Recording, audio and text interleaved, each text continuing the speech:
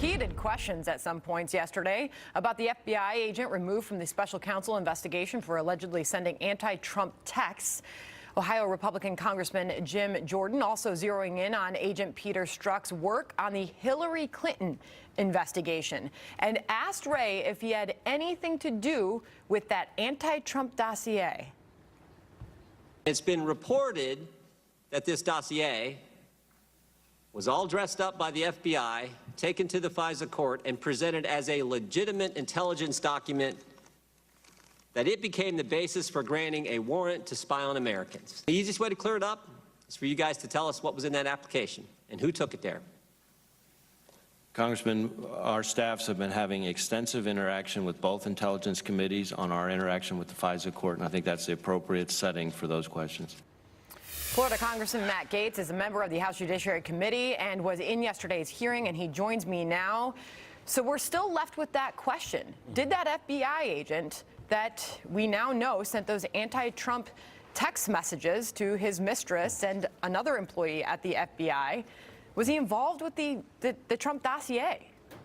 Well, Sandra, there are a lot of unanswered questions, and I think that Jim Jordan is doing an excellent job exposing these issues. We don't know if taxpayer funds were used to buy political opposition research to discredit the duly elected president of the United States. We don't know if Hillary Clinton got leniency or special treatment. The current deputy director of the FBI, Andrew McCabe, wrote emails saying Hillary Clinton would be treated special, and we don't really know what that means. And, you know, we also don't know how we're going to make the reforms at the FBI to ensure that this doesn't happen again. Right now, there's an inspector general evaluating the unfair bias in favor of Hillary Clinton, and we're investigating the bias against President Trump. I asked Director Wray, did Mueller recruit people specifically because of their anti-Trump bias? And we didn't get an answer to that either. So our investigation continues, and these are answers the American people want. All very important questions, and this is as President Trump has said the reputation of the FBI is tattered.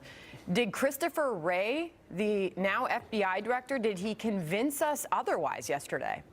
Well, we still have a lot of investigating to do, and what's important to know, Sandra, is that each and every day we seem to get a new piece of evidence suggesting that there is a pro-Hillary Clinton bias and an anti-Trump bias, and Christopher Wray merely told us that there's an investigation going on to explore those things, but we can't sit around and wait as the duly elected president is undermined by an investigation that I believe Attorney General Sessions should have ended long ago. As the American people continue to get frustrated by this bias, by the fact that you've got people who hate the president and who brought their bias against him into this investigation, the Attorney General has the power to shut it down, and we need him to step up and do his job. Leading into the last break, Congressman Jim Jordan, we all heard him saying, if you kicked everybody out of Mueller's team who was anti-Trump, I don't think there'd be anybody left, he said. He is alleging there is more behind this FBI agent Strzok's departure. Is that fair, Congressman? Well, what we don't know is whether or not Peter Strzok, who was essential to both the Hillary Clinton email investigation and to the Mueller probe, we don't know if he's the person who started this entire fake Russia collusion narrative in the first place. He may have been the one that curated the dossier. He may have been the one that presented this information fraudulently to a FISA court so that American citizens in the Trump transition would be spied upon. And until we get those answers, there is no credibility to this Mueller probe, and Hillary Clinton was never truly exposed to the scrutiny that she deserved. Wow. And then we know Chairman Goodlatte stepped in and he pressed Wray further on that softened language regarding the Clinton investigation, which we also know Strzok did himself. Listen to this exchange. Would it be accurate to say that a senior FBI official changed the wording of the director's statement to ensure that Secretary Clinton was not liable under the Espionage Act? I think it would not be appropriate for me to speculate about what the Inspector General will or will not find. I believe the standard is gross negligence. I leave it to others to conclude whether extremely careless and gross negligence are the same thing.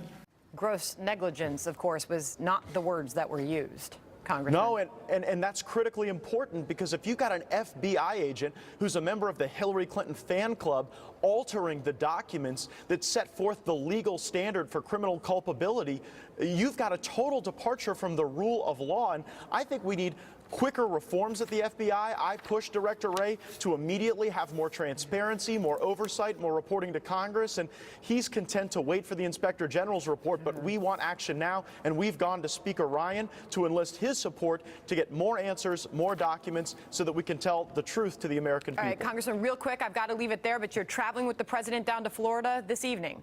Absolutely. We are going to go really make it an exciting event in Pensacola, Florida, and I think they'll be able to hear us over in Alabama. All right, Congressman Gaetz, great to have you. Please come back. Thank you. Thank you. Interesting comment at the end, right?